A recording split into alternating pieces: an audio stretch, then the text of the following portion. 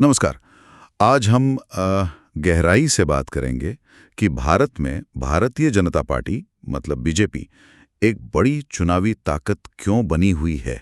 हाँ, और ये भी कि कांग्रेस, टीएमसी, सपा जैसे जो विपक्षी दल है, वो वोटरों को अपनी तरफ खींचने में क्यों संघर्ष कर रहे हैं? ऐसा क्यों लगता है? जी, हमारे पास कुछ स्रोत हैं जिनका शीर्षक है भाजपा की चुनावी शक्ति का विश्लेषण। तो कोशिश यही रहेगी कि इन स्रोतों से जो मुख्य बातें निकल रही हैं उन्हें समझें। बिल्कुल।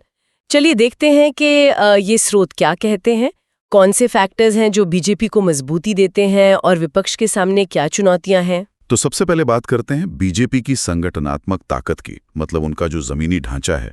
कहा जा रहा है कि उनके पास करीब 18 करोड़ सदस्य हैं, एक बड़ा अनुशासित काडर। हाँ, ये संख्या बहुत बड़ी है और सिर्फ संख्या ही नहीं, वो बूथ लेवल पर जो माइक्रो कैंपेनिंग करते हैं, घर घर जाना, वोटरों को ट्रैक करना, वो काफी सघन होता है। और इसमें आरएसएस का साथ भी अहम माना जाता है। जी, स्रोत यही बताते हैं, आरएसएस से उन्हें लगातार एक वैचारिक सपोर्ट और जमीनी स्तर पर लोगों से जुड़ाव बनाए रखने में मदद मिलती है।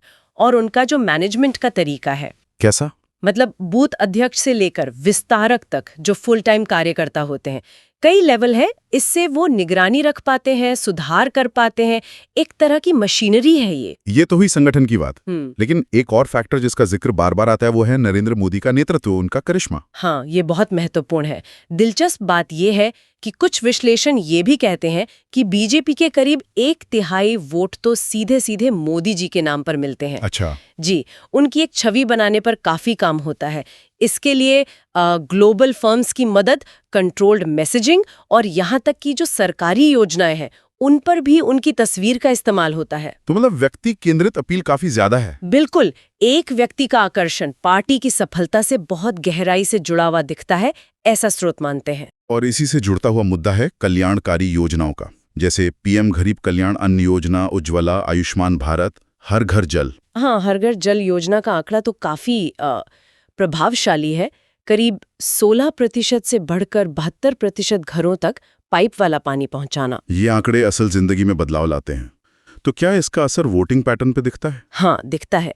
एक विश्लेषण ये बताता है कि जो सबसे गरीब वोटर हैं उनमें से लगभग 43% ने बीजेपी को वोट दिया। और वजह अक्सर यही योजनाएं बताई जाती हैं। मोदी का नमक खाया है, ऐसी बातें भी सुनने में आती। बिल्कुल, ये दिखाता है कि योजनाएं सिर्फ कागज पर नहीं है, लोगों की सोच और उनके पसंद पर असर डाल रही हैं। तो ये नेतृत्व और कल्याणकारी योजनाएं, ये दोनों मिलकर काम करते हैं। लेकिन इसके साथ ही एक और एंगल है नैरेटिव का, हिंदुत्व का। सही कहा, ये भी एक अहम पहलू है जिस पर स्रोत इशारा करते हैं।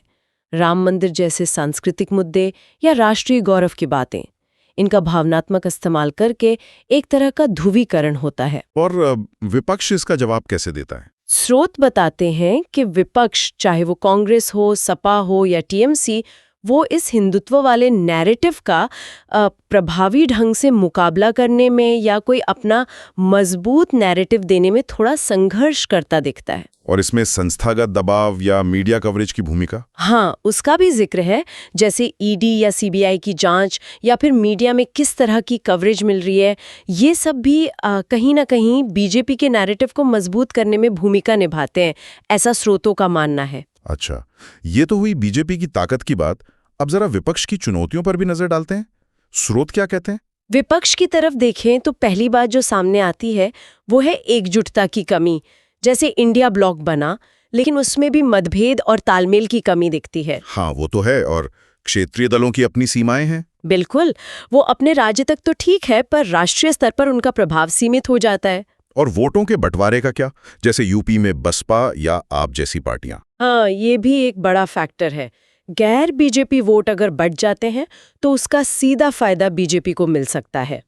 और सबसे बुनियादी बात, संगठनात्मक स्तर पर, मतलब जमीनी स्तर पर। हाँ, जमीनी स्तर पर विपक्ष के पास वैसी माइक्रो कैंपेनिंग क्षमता या उतने समर्पित कार्यकर्ता शायद नहीं है जितने बीजेपी के पास है, ऐसा इन स्रोतों का आकलन है। संगठन के अलावा आजकल चुनाव में टेक्नोलॉजी और पैसा, इनका भी बड़ा रोल है। बहुत बड़ा। स्रोत बताते हैं कि डिजिटल दुनिया में बीजेपी की IT cell, NaMo app, social media पर उनकी पकड़ काफी मजबूत है।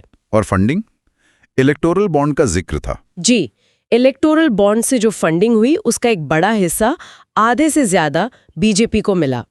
जाहिर है इतने ज्यादा संसाधन होने से आप बड़े पैमाने पर अभियान चला सकते हैं। तो ये भी एक बड़ा एडवांटेज है। बिल्कुल, संसाधन चुनावी नतीजों पर कितना असर डालते हैं ये एक अहम सवाल है। तो अगर हम इन सारी बातों को समेटें जो इन स्रोतों से पता चली, तो लगता है बीजेपी की सफलता के पीछे कई वजह हैं। मजबूत संगठन, मोदी का चेहरा, कल्याणकारी योजनाएं, नैरेटिव पर कंट्रोल और बेहतर संसाधन। हाँ, ये सब मिलके एक मजबूत तस्वीर बनाते हैं। और दूसरी तरफ विपक्ष है जो बिखराव, रणनीति की कमी और शायद संसाधनों की कमी से भी जूझ रहा है। तो कुल मिला के ये एक जटिल तस्वीर है। बिल्कुल। और ये सब देखते हुए एक सवाल मन में आता है कि अगर ये ढांचागत और नैरेटिव फायदे बीजेपी के पास हैं, जैसा कि स्रोत बता रहे हैं, तो फिर मौजूदा राजनीति में एक मजबूत प्रभावी विकल्प उभरने के लिए किस तरह के बुनियादी बदलाव या नई सोच की जरूरत पड़ेगी? ये वाकई सोचने वाली बात है। शायद इस पर आगे और विचार किया जा सकता है।